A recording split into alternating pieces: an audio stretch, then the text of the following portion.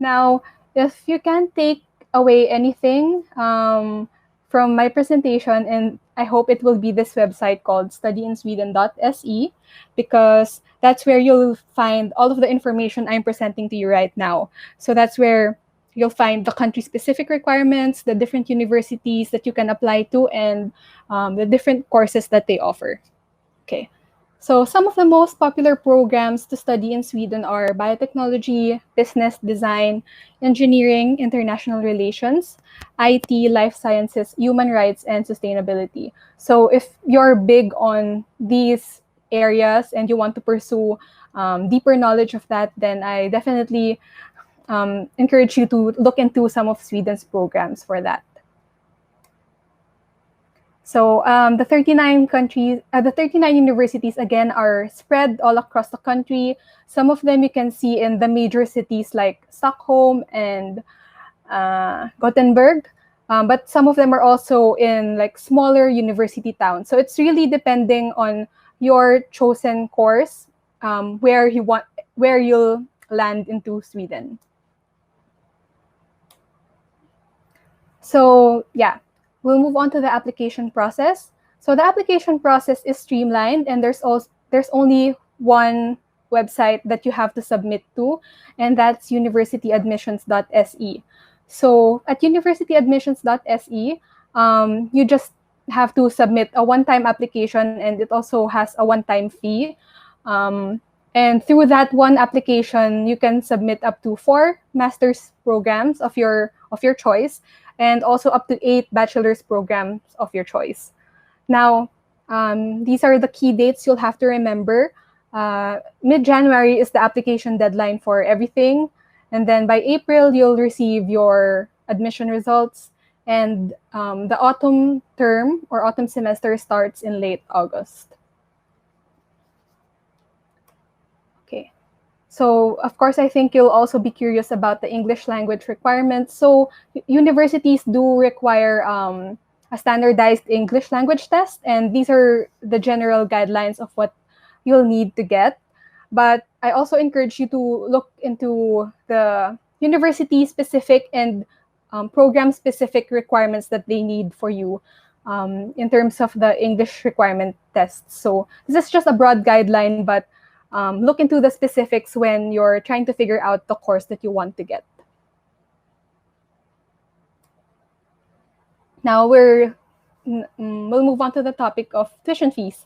So just to give you an idea of how much it will cost, so an average master's degree or bachelor's program per year will cost you around 129,000 Swedish crowns, or that's roughly 12,000 euros.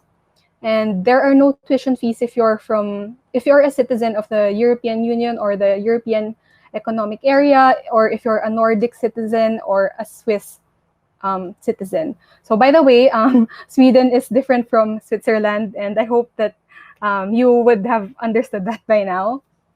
So coming from the tuition fees, I'm sure you're also curious about the scholarship options.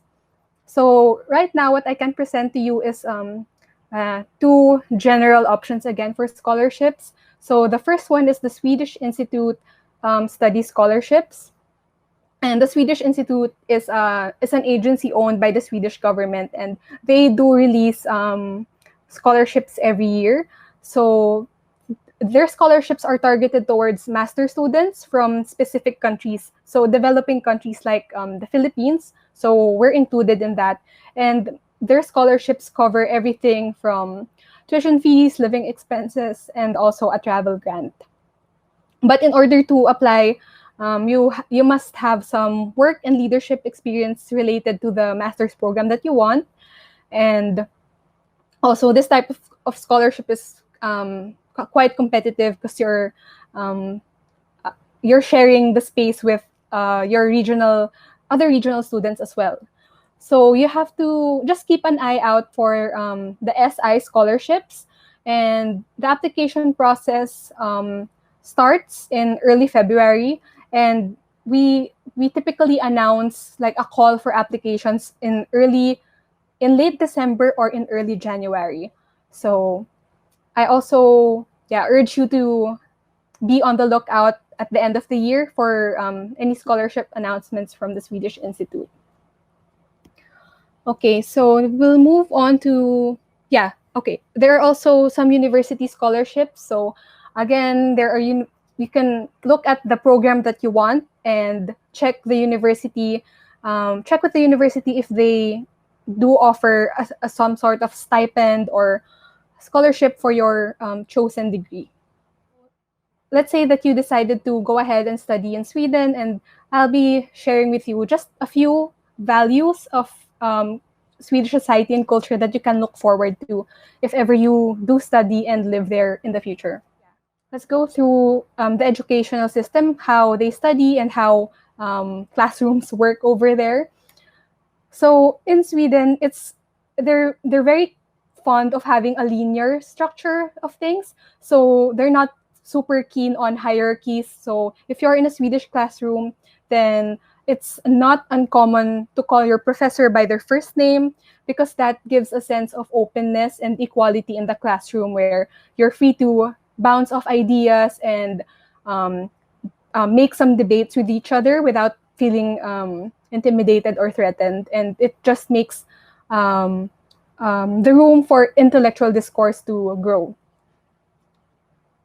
And then you'll also be taught how to question everything. So one of the most important things that you can carry with you is having a more critical mind and your own point of view after you've done your higher education in Sweden. And then it's also the education system there is also focused on learning. So you won't your professors or your teachers won't spoon feed you or anything. So it's all, your learning will also come down to you. And it's a dynamic process where you learn by yourself, and your professors will supplement that, and they are going to be supportive of how you find your path in education. We'll go on to the positive aspects of living in Sweden. So in my opinion, Sweden is an incredible and admirable country. And these are some of the things that you can look forward to when you're there. So the first one is equality. So everyone in Sweden is equal regardless of gender. And Sweden is a country that often top the rankings in gender equality indices. So they're always pushing for gender equality, and they understand that it's a journey and a goal in itself. So when you're there, you're definitely free to work on achieving gender equality as a goal, and continue to offer solutions that can help us get there. And it's also a very free, open, and accepting space. So some LGBTQ students go to Sweden to study because they feel like they can be free and safe to be who they are, and not feel threatened, and be welcomed as they are when they are in Sweden. So, and Sweden is also a very green country. Sustainability and environmental consciousness is always ingrained in their culture. As you saw earlier, most of the country is covered in wildlife, in nature reserves, and that reflects on the daily habits of Swedes as well. So when you're gonna live there, you'll find out how to recycle. Riding electric buses will be a part of your everyday life, and then also renewable energy will also be a part of your everyday life. So if you're keen on working in this sustainable development and environmental and climate action, then Sweden would be a good fit for you. To share with you that innovation is also a big deal in Sweden. You can see that these companies originated from the country, and then there are also a lot of startups in Stockholm, and it produces more unicorns per capita in Silicon Valley. So, okay, I'll skip to my last slide now. Again, everything I mentioned, everything I told you, you can find in studyinsweden.se. This is your jump start point for your Swedish education journey.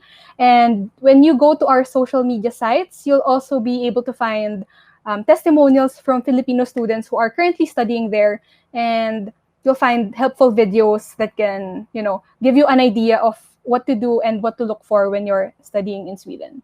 So there are a lot.